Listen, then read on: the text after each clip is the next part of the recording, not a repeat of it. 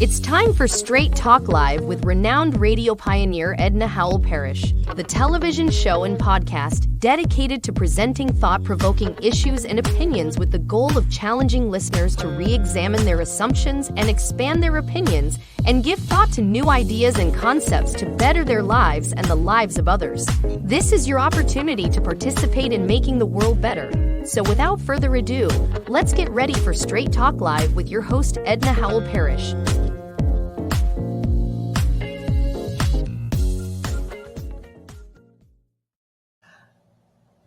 Hello, friends and family. Welcome again to Straight Talk Live, Issues and Opinions with your friend, Edna Parrish, and her friend, Dr. John H. McClendon from Michigan State University. Hi, John. How you doing today? I'm great. And hello to everybody that's tuning in this afternoon. We have a wonderful show planned for you today. So while you're getting in, we're going to wait on you, give you a chance to get in and start the show. We want you to be sure to look down on the area of your show browser and click like. You like the show? Subscribe. Doesn't cost you anything to subscribe. We're free over here. We just want to give you information and to clarify what's going on in the world today. Focusing, of course, on politics during this season. The political season is an opportunity for us to learn more about voting, to learn more about what's going on with your candidates. And John McClendon, our guest, Dr. John, is a professor of philosophy. He's a professor of history of philosophy, philosophy of race, and social and political philosophy from Michigan State University. John, welcome to the show again today. Our goal is to educate, and we've been doing that for the last couple of weeks, haven't we? We sure have. It's been a real pleasure, and it's always fun to get a chance to work with you. Excellent. Well, we're glad to be with you. Again, be sure to like, share the program. And our chat is going to be open as well, so you can let us know that you're watching and that you like the show. If there's something that we need to correct or do better, let us know as we go through the show. And questions that may come up for you. You'd be able to write that in the chat as well, and we'll be able to give you an answer if we can. Okay? We'll do that for you. Thank you again for watching the show. It is so important that you're taking time out this Sunday afternoon to be with us on Straight Talk Live. It's Issues and Opinions with Edna Parrish and Friends. So you're a friend, be my friend, and like the show and share the show. Well, we're going to get caught up on some of the interesting things that have happened during the week. And we're going to also talk about our topic for today, Project 2025. And could it really be implemented if Donald Trump is elected? We're going to answer that a little bit later on, but we're going to catch up with what's been going on in the news, some of the current issues and some of the opinions, and they're hot too, I'll tell you. So as we catch up this afternoon, John, and I'm going to read some of the things that are going on in the news, and I want you to give me some commentary on what you think. Give us your opinion on these issues. So it's August already, and it's heating up for the November election coming up real soon.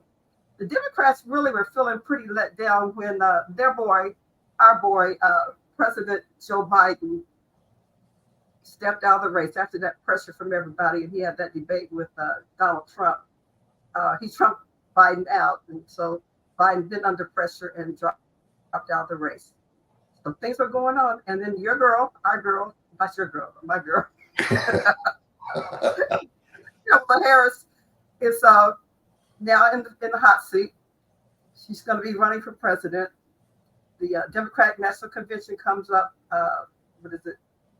August the 18th, I believe, through the 19th through the 22nd in Chicago. So now she's already received enough nominations from the electorate at the convention to become the presumptive presidential nominee. Vice president, going from vice president to possibly president, John. Yes, I think it's a foregone conclusion that she'll have that spot. And of course, they've raised a considerable amount of money in terms of financially backing her. A lot of people are donating. You know, would you want to break it down by race? You know, Black, white, Asian, Indian, Hispanic, even men, women, white and Black, and even her first gentleman, her husband, will become the first man, I guess, if she is elected he and his friends raised over $300,000 or $400,000 last night at a special event for her. So it's good that she's got support coming in all over.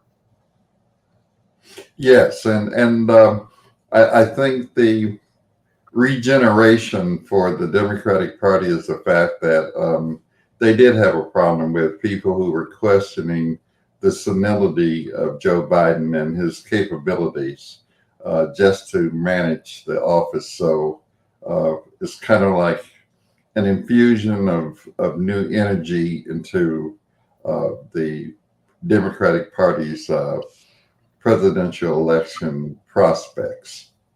I was listening to Judge Joe Brown talk about him the other day. He said he thinks that Kamala Harris is going into early menopause, he said, and also dementia. That she's going into dementia? That's what Joe Brown said. What was his evidence of that? Because he says she's not intelligent, she's not fluent in her conversation, and she doesn't know what she's doing. So that's Judge Joe Brown and his opinion. What do you think? You're thinking about that for a second. For people that are just tuning in, and we're just talking about some of the news this week, write in the chat, let us know what you think. Do you think that Ms. Harris is going into early dementia? Does she have some issues communicating? Do you see she communicates with you okay? I think she communicates fine. Yeah, I think that she never, in my opinion, she never goes in any substantive matter with any real content. She's a person who speaks clearly, however, but obviously clearly but superficially on issues and questions. And she very much plays the part of the politician who does not want to go on the hard issues. I would say that. But I don't understand why Judge Brown would say that she is approaching dementia or anything of that sort. I would just say she's not very intellectual, but that doesn't mean she has dementia. She just is a person who's never, in my opinion at least, demonstrated a high level of intellectual aptitude. And probably because she hasn't been pushed to do so. Because I think out here on the campaign trail, she's going to get pushed with the hard questions. And maybe, she's been able to fluff it up and, kind of, have some fun, but she's doing pretty good. But I think she might get pushed to the edge this time around. Well, and let's be honest, most presidents are not very smart. So we look at the history of the United States presidency. Most of them, they did whatever they had to do to hold the office, but very few would go down as being, real smart people. That's why they have cabinets and administrations, people who are specialists who they rely upon to give them advice and recommendations. But I mean, if we think about Donald Trump, clearly he's not the swiftest rabbit in the forest. And so, but, he did one term and now it's coming back for a second. Obama was more, I think, not intellectual, but he had a certain charisma and way of, of influencing people through a kind of personality and charismatic style. Bush was closer to Trump. He wasn't, again, the brightest bulb on the tree. So I don't think that's a requirement of real intelligence. They have to be smart enough to have the right people around him. Now, the biggest choice for her will be, of course, the decision she's going to make about a vice presidential running mate. And that decision, I think, is going to be very important to the campaign that she wants to pursue. You're right. And she's working, with the candidates this weekend, and they're, reviewing and going over things. So we should know something by Tuesday who she's going to choose. And everybody kind of has their thoughts. I'm not even going to get in it on who that could possibly be. But speaking of people that are not that smart, maybe the vice presidential nominee for the Republicans, J.D. Vance, so has sparked some controversy. They brought up an article that he wrote or spoke about in 2021, an interview that just resurfaced, and he labeled women who don't have biological children, who've never birthed. He labeled them as childless cat ladies, who have no direct stake in America. And then, he included Kamala Harris as well. Childless cat ladies. They don't have a direct stake in America. How dumb is that? Yes. Well, it's an ad hominem attack. That is an attack. That means an attack on one's person, not one's capabilities, not one's experience, not one's credits and merits. So that's a misogynist statement that he's made. And so we have to take it for what it is. He's a misogynist. He doesn't look favorably upon women. And even though he qualifies it in terms of women who do not have children, it's the old statement again that what women are basically good for is having babies, taking care of babies, and taking care of the home. I mean, if a woman does not have children, that in no way reflects on her capabilities. The fact of the matter is that a number of women over the years who do not have biological children have always assumed roles of motherhood. So that's a denigration of women who have played a key role in the lives of many people, who have been surrogate mothers, surrogate grandmothers, aunts, who have served a function in the family life. And especially when we think in terms of African Americans in the extended family and the notion of fictive kin, there are many women who played a vital role in terms of how our young people have grown up. So he's just a misogynist, and that's all we have to take that as. Absolutely. We want to thank people that are checking in this afternoon. Our chat line is open, so all you have to do is find your chat on your page on YouTube. Look down below the picture of where the show is showing today, and then you'll be able to see the chat line. Over to your right or to my left, you'll look for the chat line, and just give us a few words. Let us know you're liking the show, or things we could do better, or what you would like to hear us talk about in the coming weeks, or even today. David Livers checking in this afternoon. He says, "Hey Edna, glad to find you on here." Everything he said is great. So that thumbs up says we're going live, loud and clear, and in living color this afternoon, John. Thank you. Right. And for those, we'd like to hear from you this afternoon as well. So be sure to check in on the chat line for that.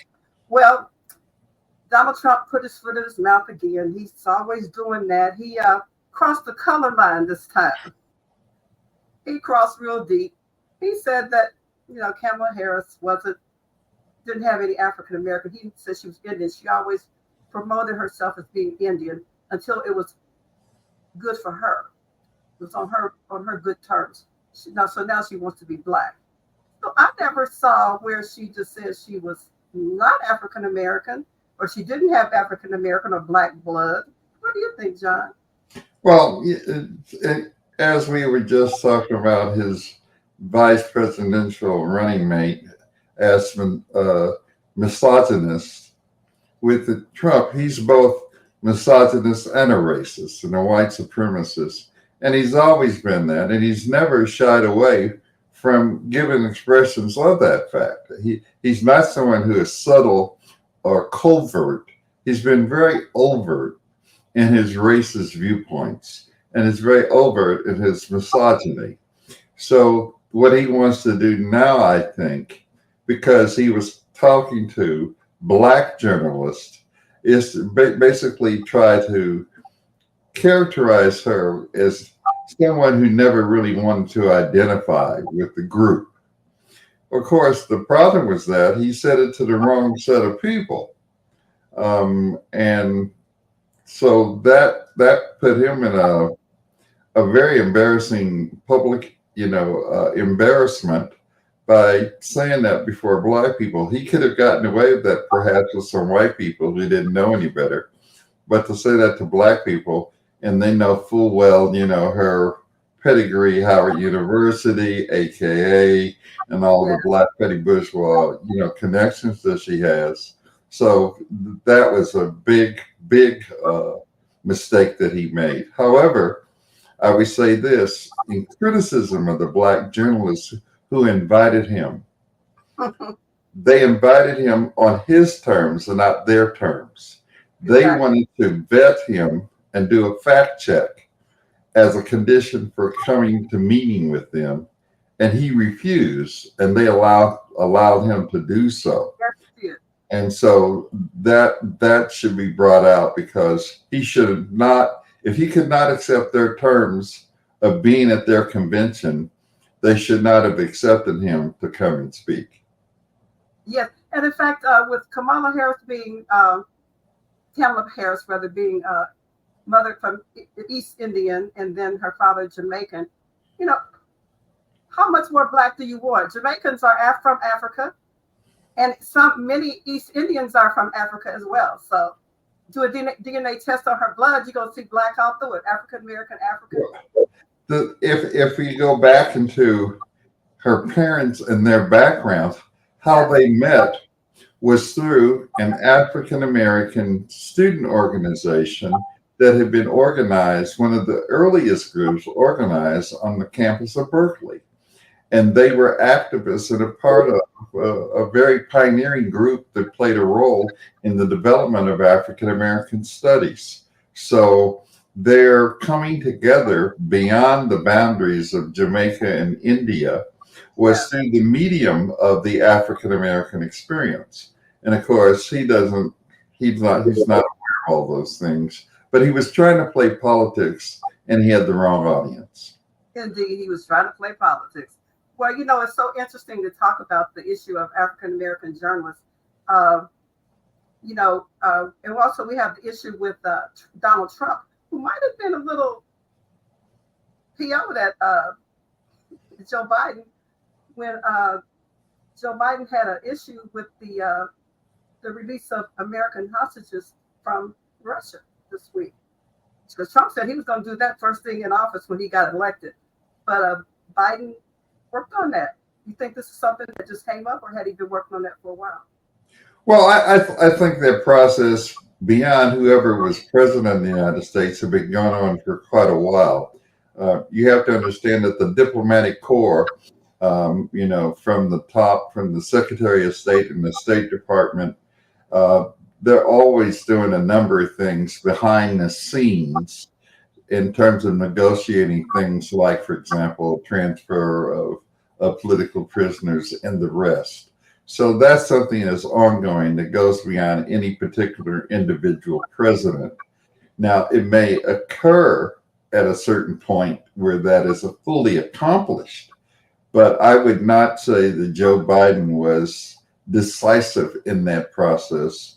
But he can play that because all of them, that's Joe Biden, Harris, and Trump, are playing politics. Right now, it's a very important project at stake. Who's going to take over the White House? So everything becomes political points. So Joe Biden, there was a very important picture of Harris and Biden together, after this was announced. Of course, there's political measures and merits to that in terms of winning elections. So they got one up on Trump. Trump said he had a close tie with Putin and that he could speak with Putin at any time, and that Joe Biden couldn't do the kind of things that he could do. And now Biden can come back and say, yeah, well, if you could, you didn't do what I just accomplished. But it's all politics. We can't be snowed by this and think that that's really the substantive question at hand. Because when we think in terms of political prisoners, we can't overlook the fact of the numerous African Americans who are held as political prisoners in the United States, as well as Guantanamo Bay. And there's a bunch of people in Guantanamo Bay who've never been tried, who've never had a hearing, and that's become a place in which political prisoners are held without due process of the law. And so we know that a number of African Americans who were activists going back to the 60s, who have been in prison for decades because of their political position and not because of any crimes that they've committed. And one in particular, Abu Jabal from Philadelphia, an activist and a journalist, arrested because he was involved, they said, in the police shooting during the MOVE event. And he's been in prison for, wow, what, decades? He's almost 70 years old. He went in when he was a 20-some-year-old man. Now, he was on death row, but he got released from death row, so he's in prison for life. He's a lifer now. And people have been agitating for his release for many, many years. Sure. And there's so many others. You think in terms of the former H. Brown, who later converted to Islam and took on an Arabic name, that he was thrown in prison. And this was after the period in which he was not calling for violence. He had become an imam in his religion. He was talking peace and reconciliation, but they had a vendetta of getting him, and he's been sitting in prison. And if it wasn't for the fact that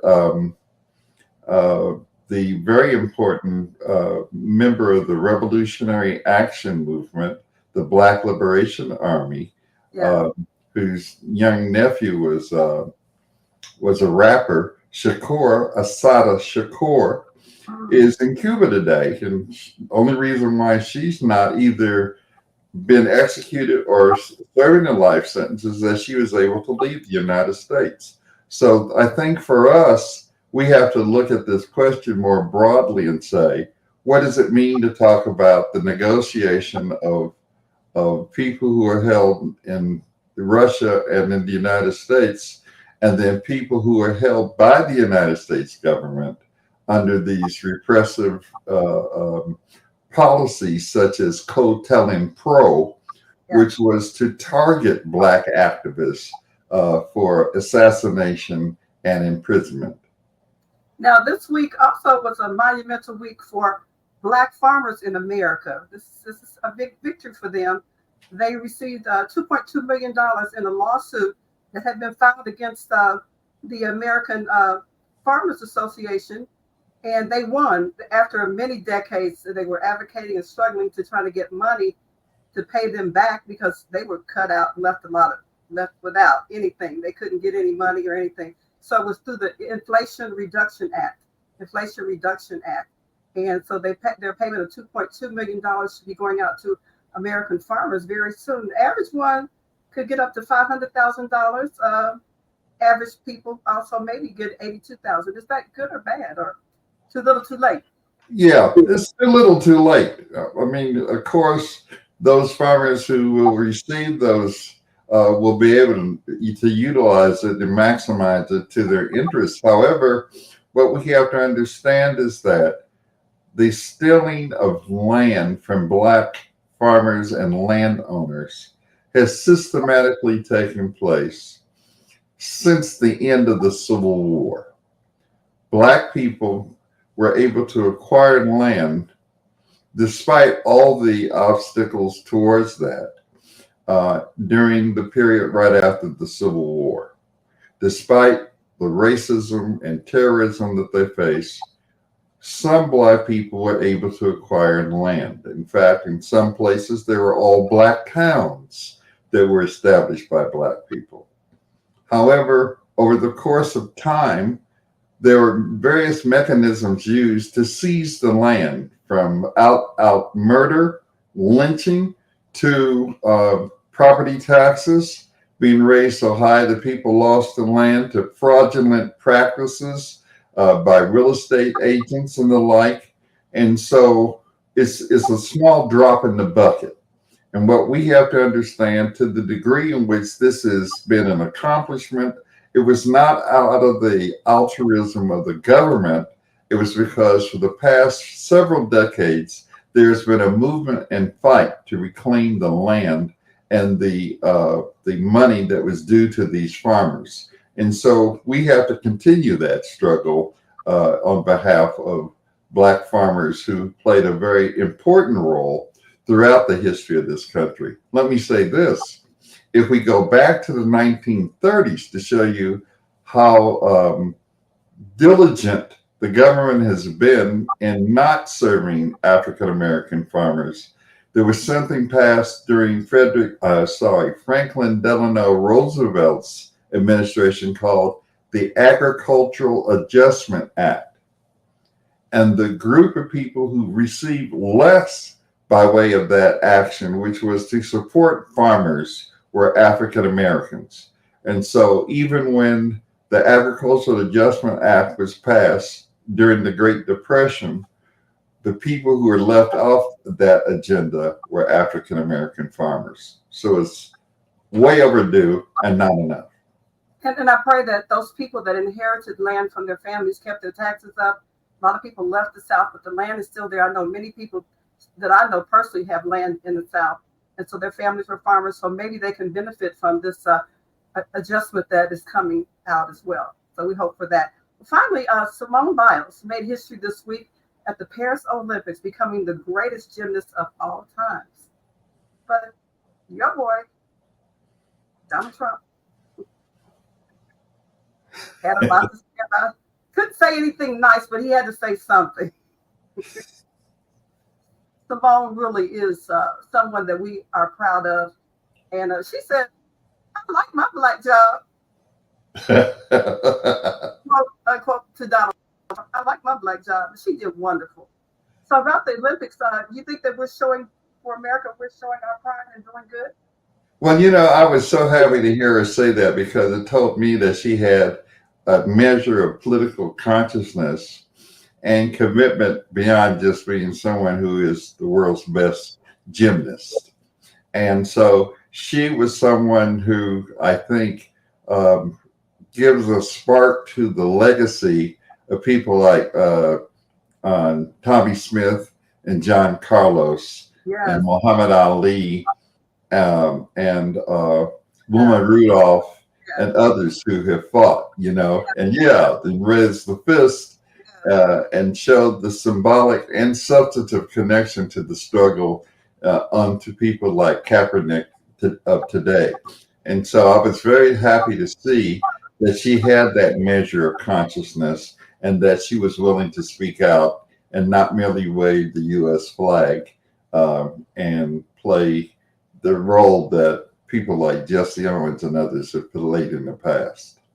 Indeed. So we're proud of Simone. And just remember that even the last Olympics, 2020, she didn't participate in part of it because she was having some mental problems, and she had to check out for that Olympics after a certain amount of time. So she had to seek out and get her mental self together, and came back and just tore it all up again. Yes, and I think what she has done, she has given a very important light to a very important and critical issue of mental health in the United States. And the fact that she put her mental health first over athletics is, I think, an extremely important thing. Excuse me. My granddaughter Maya has been doing work in that area about mental health and athletics and what it means to think about the psychology of athletics. And so to see how Simone had taken that as her first priority, but she was castigated by many people as being unpatriotic and not serving her country and not going and fighting through. But what she showed was resilience and persistence and a measure of individual conviction to first deal with her mental health and get all of that straight because she had her priorities straight. And that's what we should salute her for, as well as being the best gymnast in the world. And I think the best of all times. She's the GOAT. She's the GOAT, the greatest of all times. That's right. It's time for us to take our break, John. And during this break, we're going to show a special presentation on the Black press. how important was it in the beginning of our history and elections and about life as African Americans way back in the day and up to today? So we're going to do that. And when we come back, we're going to get to our main topic, Project 2025, a possibility that Donald Trump could get elected and institute that. If he does, we'll talk about what could happen to us here. You're listening to Straight Talk Live, Issues and Opinions with your host, Edna Howell Parrish, and Dr. John H. McClendon from Michigan State University. We'll be back after this. In 1827, two free black men in New York City, tired of reading negative stories about African Americans in the press, decided to do something about it. They created their own newspaper. It was called Freedom's Journal. In its inaugural edition, the editors boldly announced their intentions. We wish to plead our own cause. Too long have others spoken for us. The Freedom Journal proved that there was a black readership for black publications in the United States. By the start of the Civil War, there were 40 publications, and probably the most influential of these was founded by the abolitionist Frederick Douglass, the North Star, which became a model of black press activism. The end of the Civil War didn't end the need for an activist black press. With the overthrow of Reconstruction, the imposition of harsh Jim Crow laws, and voter suppression throughout the South, the black press became one of the main outlets for the resistance movement. In addition to black newspapers, black magazines played an important role. Two of the most important were the Colored American, edited by Pauline Hopkins, one of the few black women editors, and the NAACP's flagship journal, The Crisis. The Crisis, which is edited by Du Bois, provides a mixture of all kinds of journalism, from protests to what's sort of going on in terms of racial injustice, to stories about black accomplishments. It's widely distributed and becomes a major national voice for African Americans. Other magazines followed, most notably Ebony and then Jet, both launched by John H. Johnson following World War II. When Jet published the heart-wrenching photographs of 14-year-old Emmett Till's brutalized body after his 1955 lynching, it helped ignite the modern civil rights movement. And all through that movement, black reporters risked their lives to expose the violence of segregationists. Enough credit isn't given to black journalists talking about speaking truth to power. When you think about people who are willing to go against the status quo, editorialize against white racism and white supremacy in a period of time when it was so dangerous to do so, these people are just tremendous, courageous figures. While the mainstream American press made African Americans feel invisible, the black press gave African Americans a face and a voice.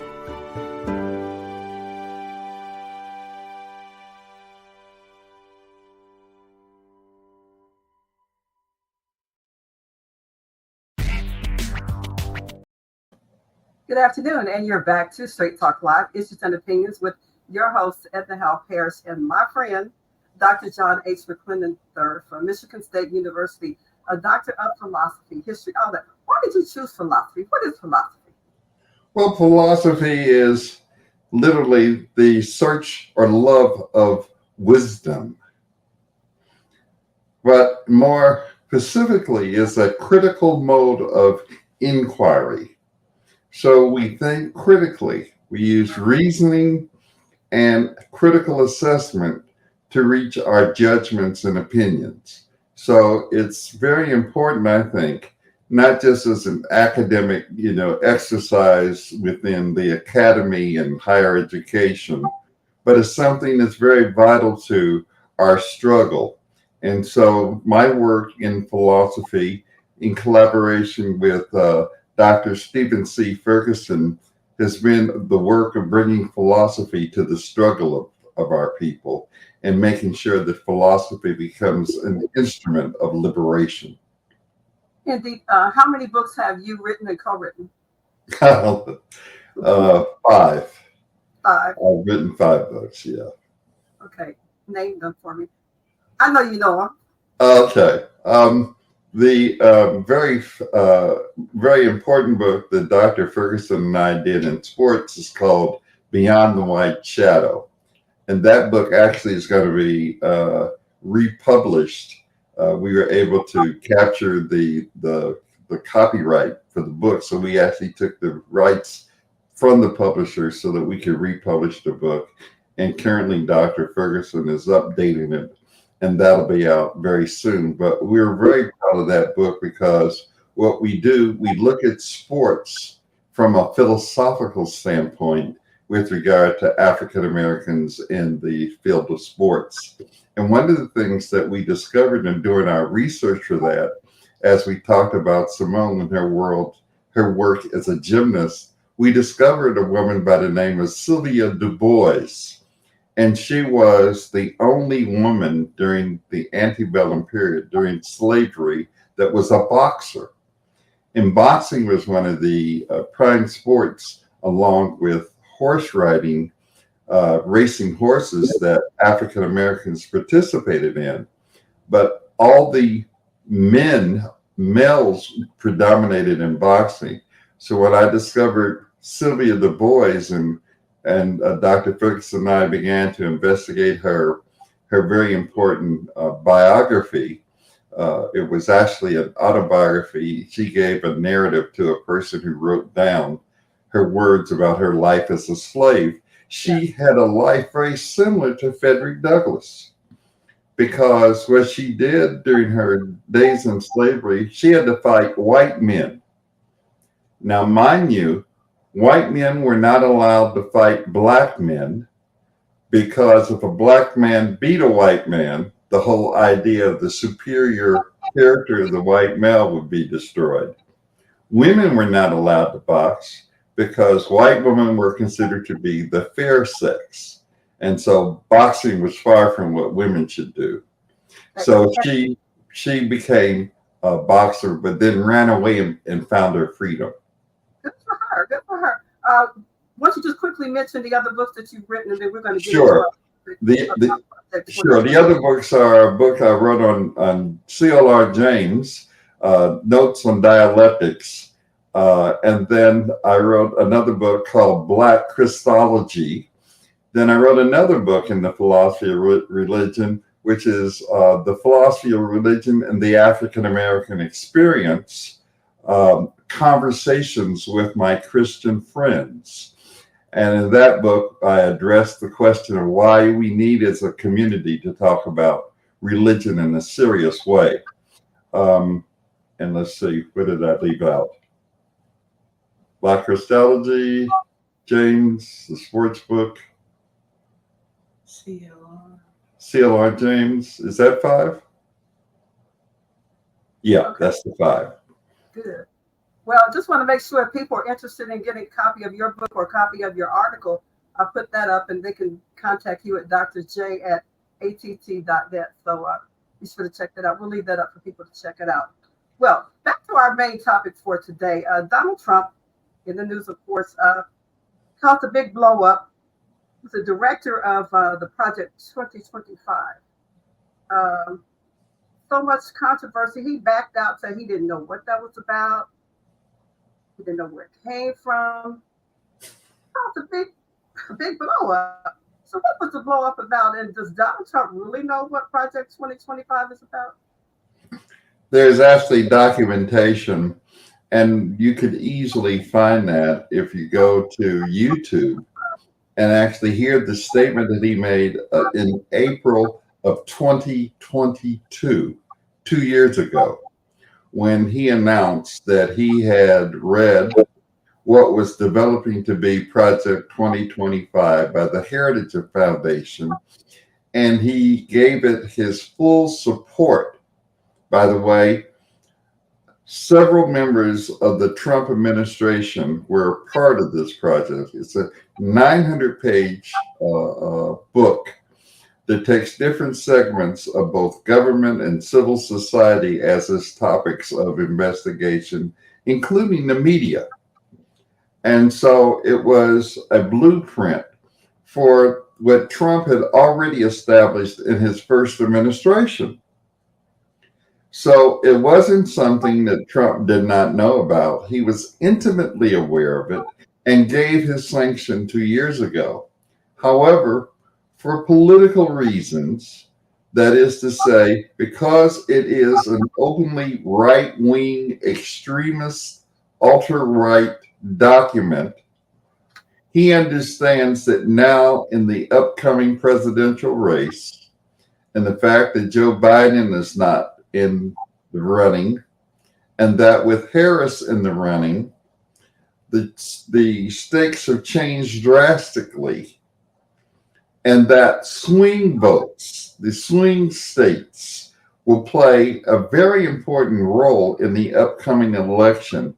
And so an ultra-right, extreme right-wing position would be detrimental for his chances of winning the election. That's why he's stepping away from it.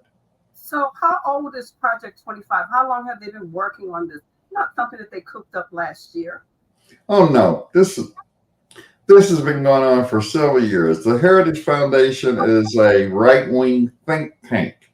What we have to understand is that public policy never comes from just drops from the sky.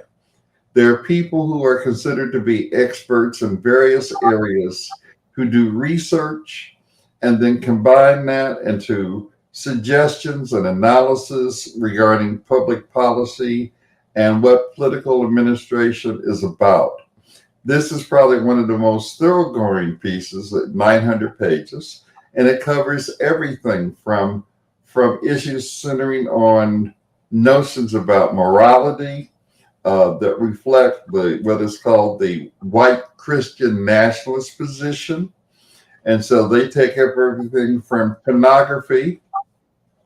Yes, they take up issues from pornography to abortion. And they take the Christian nationalist, the white Christian nationalist position on topics. They also deal with the media. And they try to talk about how then the media should be more in control of the government, taking control of the media and restricting the kind of media. Of course, you know, Trump talked about fake news and he castigated the mass media. And so they're talking about how to articulate that in real public policy. They're also talking about ending the Department of Education. Now, this is one of the ones that becomes very decisive because we know that in issues surrounding education in this country, there's been an ultra-right movement attacking anything that talks of race as a category in the analysis and racism in the analysis of U.S. history. And so what they're actually calling for is suspending and abolishing the Department of Education. Now, that'll be interesting because the Department of Education is a relatively new agency. It used to be a part of both health and welfare.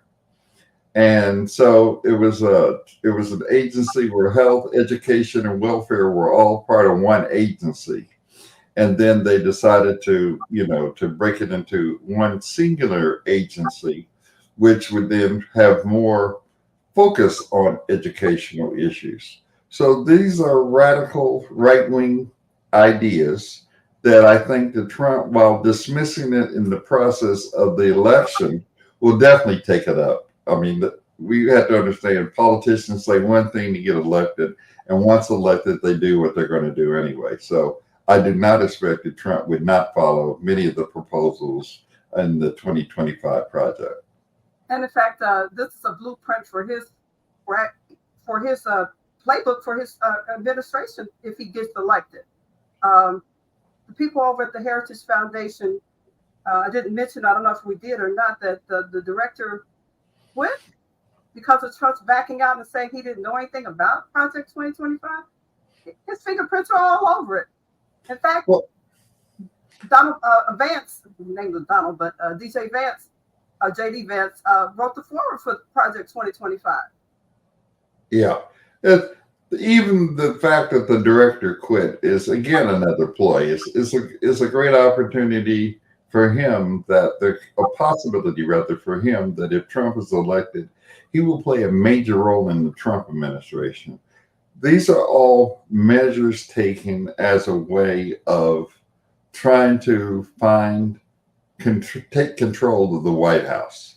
So you step away. It's like this guy Bannon, who worked with Trump and was Trump's inside guy, who was organizing the inner circle of Trump's administration, right? You remember Bannon left the Trump administration, but he never left his role as supporting Trump.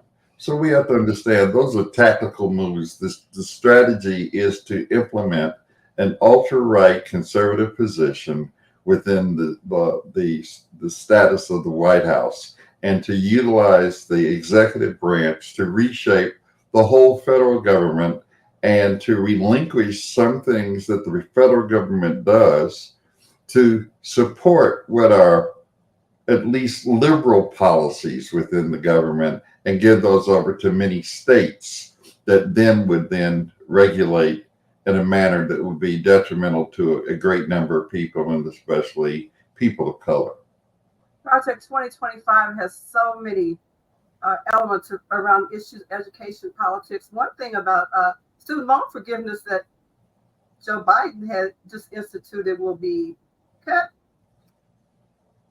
gone, poof, as if it never happened, just like abortion. Many of those things that we have taken for granted will be gone for real.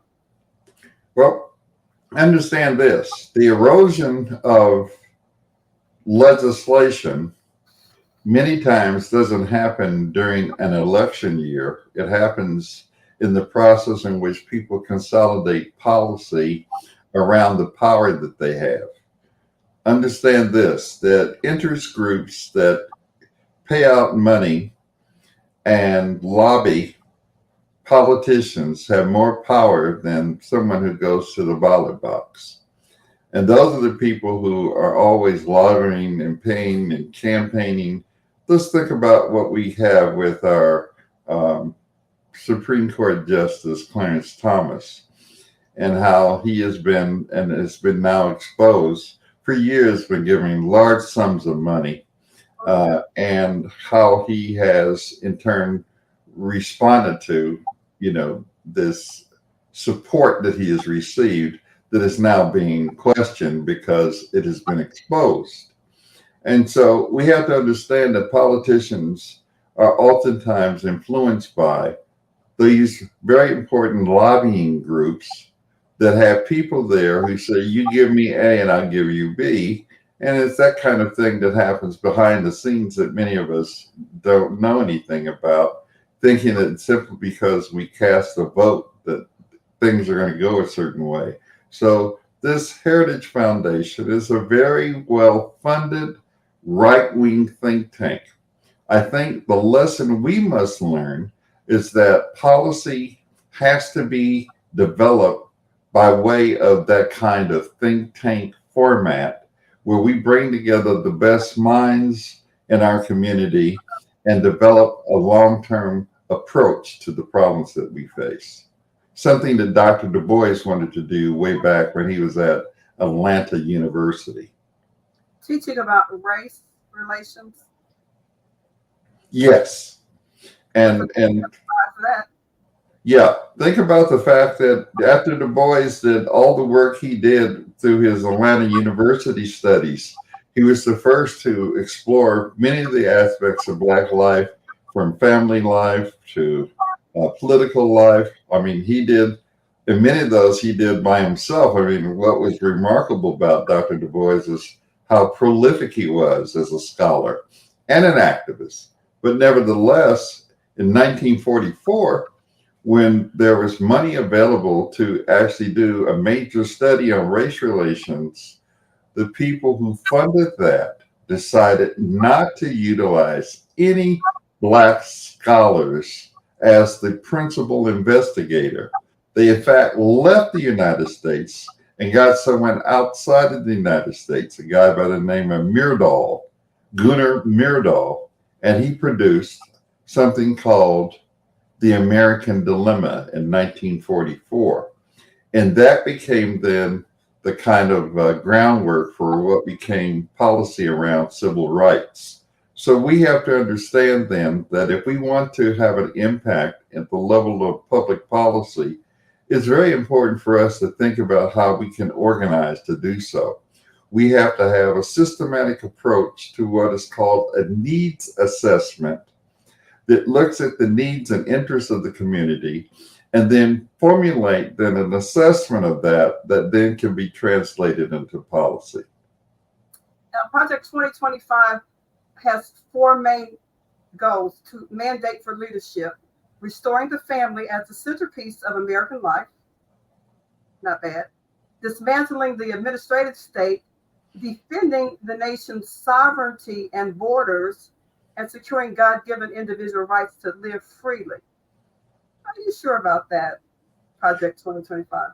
Well, first of all, let's think about the issue about the family, which sounds on the face of it, you say, oh, that sounds great. Well, no, they're talking about a particular notion about what is a family, what's being debated here, especially in light of many of the issues surrounding, for example, gender identity, sexual relations, and other. They're saying go back to the nuclear family, and this is a part of the Christian nationalist movement, the return to the paternal family, nuclear family, where the man is the head of the household, that marriage is limited to a man and a woman. So therefore, same-sex marriage and all that kind of thing is not what they mean by restoring the family. They're saying that those kinds of things are perversions and distortions of what God intended, and therefore, this policy is now to reinstitute the traditional notion of the family as you would think about it in the 1950s with Ozzie and Harriet and white families with little white picket fences, and where black people serve the servants. That's what they're trying to get at. Right. On the administrative end, what they're trying to do is to restore the pre-welfare state, what I call state monopoly capitalism, that developed under Franklin Roosevelt. Here, the term that people use is called neoliberalism. Neoliberalism, which is the idea that the state should not intervene in the market process. The idea that there would be less regulation around many aspects of the market. So what Reagan started when he smashed the air traffic controllers union is that there would be less regulation. And so therefore, many of the regulations that we see concerning things like pharmaceutical industry, which is very important for our people in terms of how many of us are dependent upon, medicine to live from day to day, and the cost of pharmaceuticals, they're basically saying there should be no regulation. FDA would be something in the past. That's the Food and Drug Administration, would be something in the past. Less regulation on many of the issues that safeguard people in their interests. So this is what they mean in terms of those administrative questions that they want to do. They want to dispense with a regulatory economy. And as limited as a regulatory capitalist economy is, they want to completely erode that, but not have regulations on military spending. So that's very important. So they're talking about cutting back on spending, cutting back on taxes of the rich, but not taxes of the poor. And so that's what the agenda is. Indeed. We just skimmed over Project 2025 today, just kind of giving the audience a little bit more information if they hadn't received any at all. But in the future, we're going to have more guests on to talk about Project 2025. In fact, an organization called the Gen Z or Generation Z Guide to Project 25. They are for the students that were born between the late 1990s and the early 2010. And the guy for Gen Z says that Republicans, we didn't ask for this. We didn't ask for this.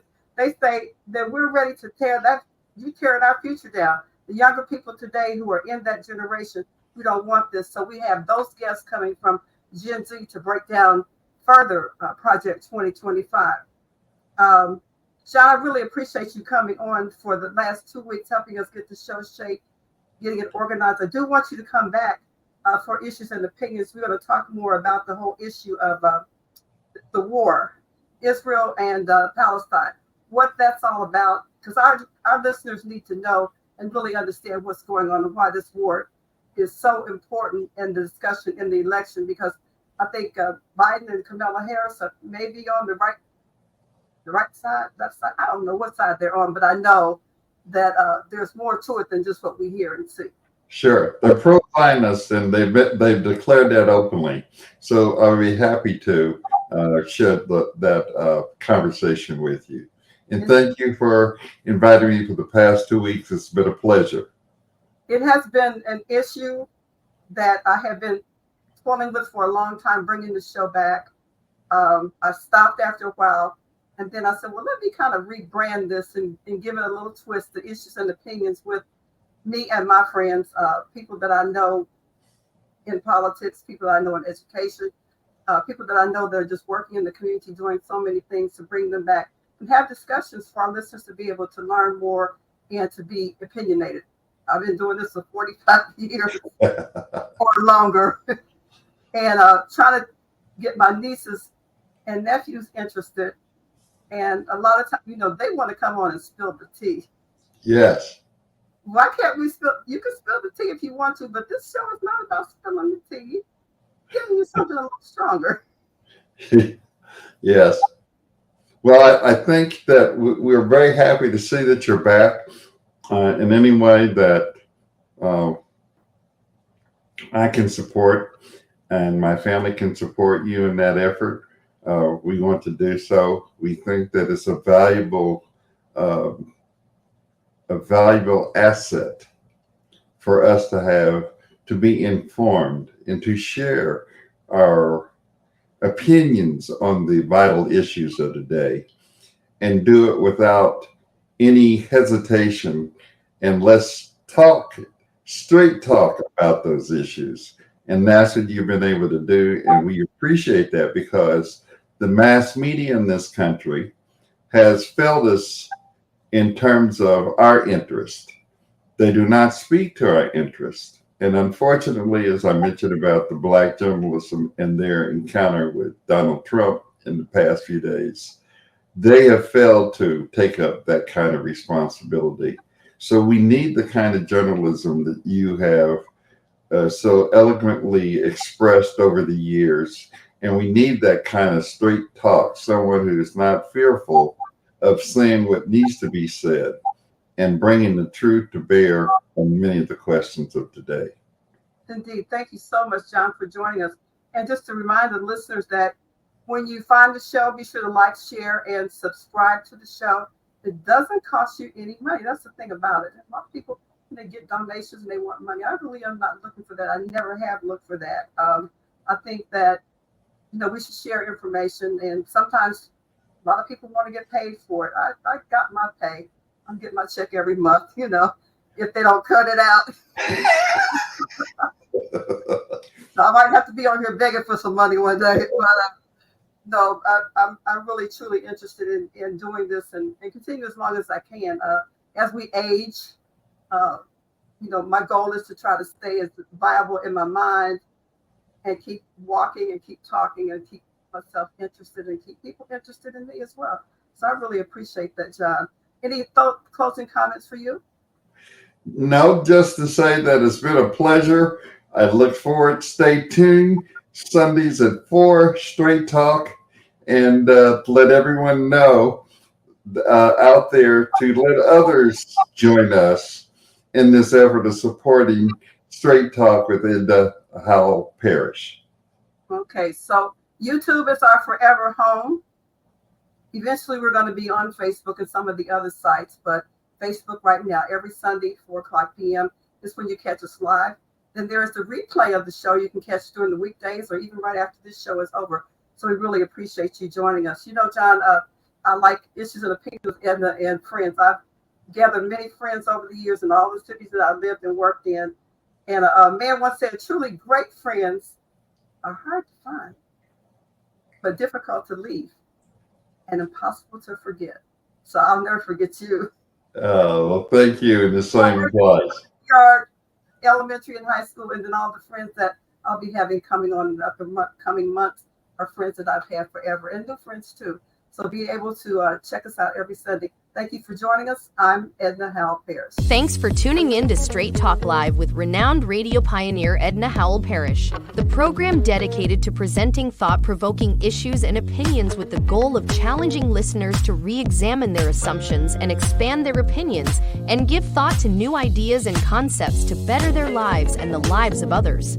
Join us next week for another opportunity to participate in making the world better. So until next week, live your best life from your friends at Straight Talk Live and host Edna Howell Parrish.